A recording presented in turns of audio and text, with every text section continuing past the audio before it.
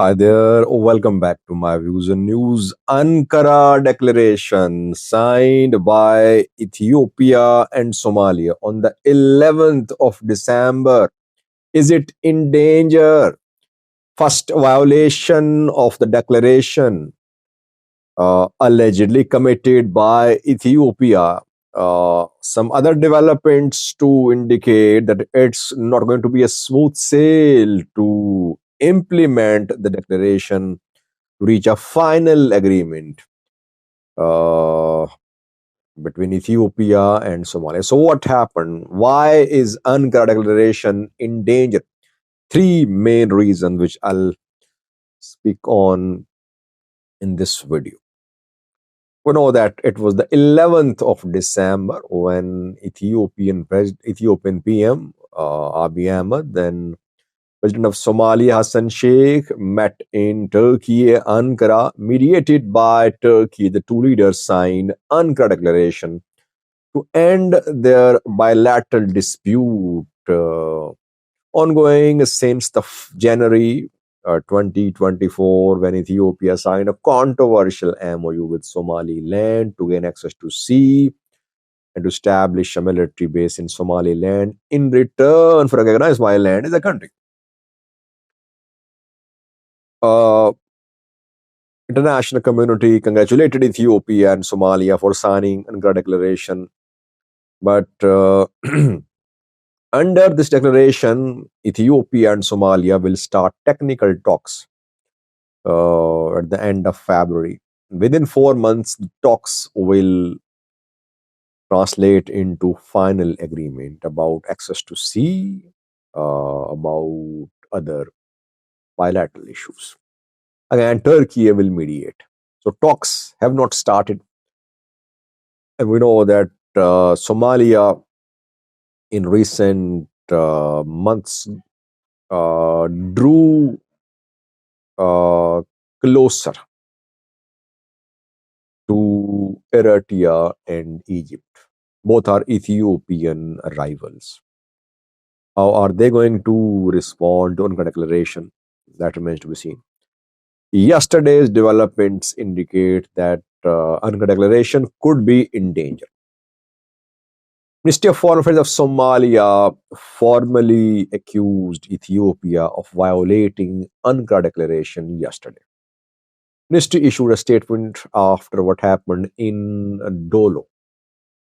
In a video last night, I told you about the incident in Dolo. Dolo is in Gaidu zone of Jubaland. It is under Ethiopian military control. Dolo airport, other airports, airstrips in Gaidu are under Ethiopian military control. The military helped Madobe in the fight against federal government. Madobe got himself re-elected as a president for 5 years. Third term for Madobe, he got himself elected through an indirect election opposed by federal government of Somalia.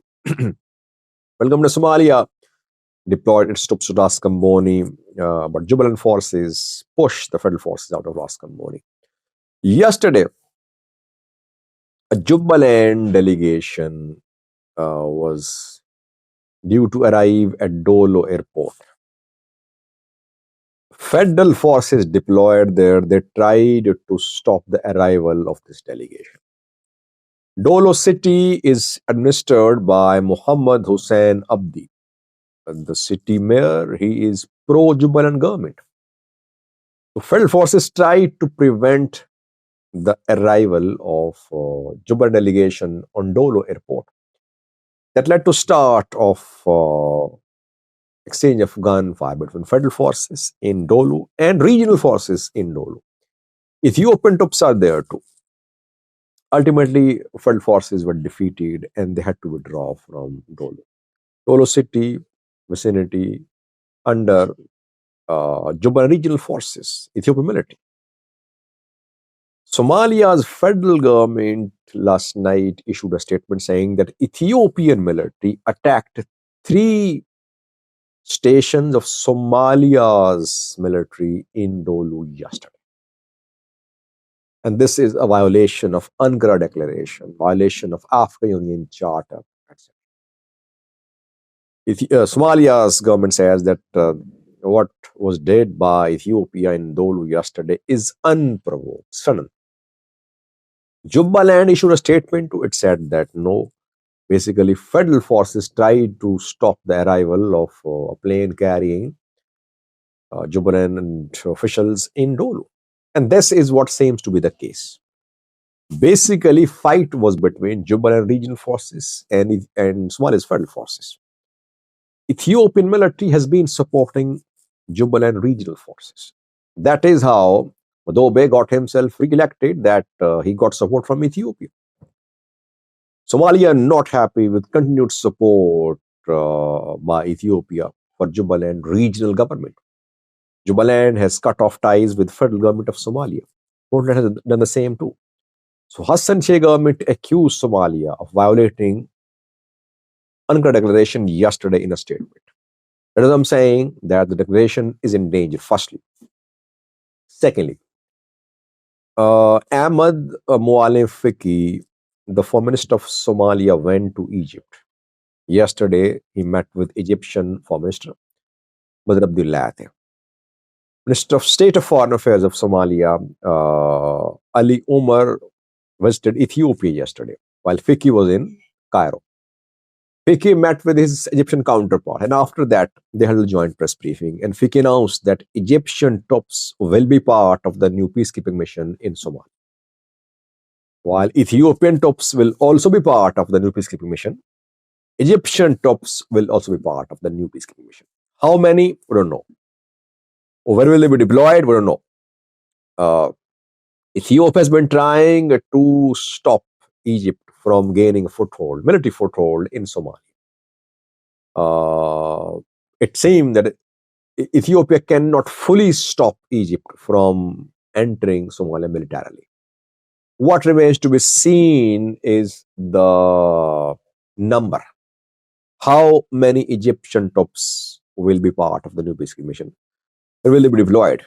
Ethiopia won't let them deployed on its border. It would like them to be in Banadir maybe, but not in Gaidu, in Henan, in other parts, close to Ethiopian border. So this is second threat, that if large-scale Egyptian military deployment is backed by Somalia, that could be a threat to Ankara declaration. Thirdly, technical level talks are going to start between Ethiopia and Somalia at the start of at the end of next month, at the end of February, till the end of February. And main point which we need to monitor is Somalia's willingness to let Ethiopia establish a naval base in Somalia.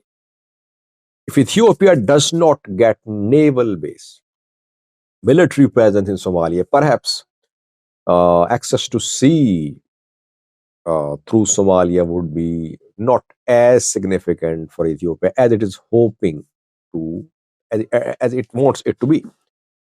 So far, Somalia has not shown any flexibility. It is ready to give Ethiopia access to sea only for commercial purpose under international law. So Ethiopia wants a naval base either in Somaliland or in Somalia or in Djibouti.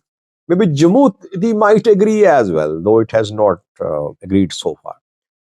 So it's not that the issue has been solved between Ethiopia and Somalia through Ankara Declaration. A long way to go, I would say. It's not that Ethiopia's Somalian MOU has been cancelled. No, it has just been frozen. Long way to go. Let's see what happens. Ankara Declaration is simply very fragile. It needs to be strengthened by other confidence building measures between the two countries, Ethiopia and Somalia. Ethiopia continues backing those regional states of Somalia which are at the loggerheads with the federal government of Somalia. Thank you for watching.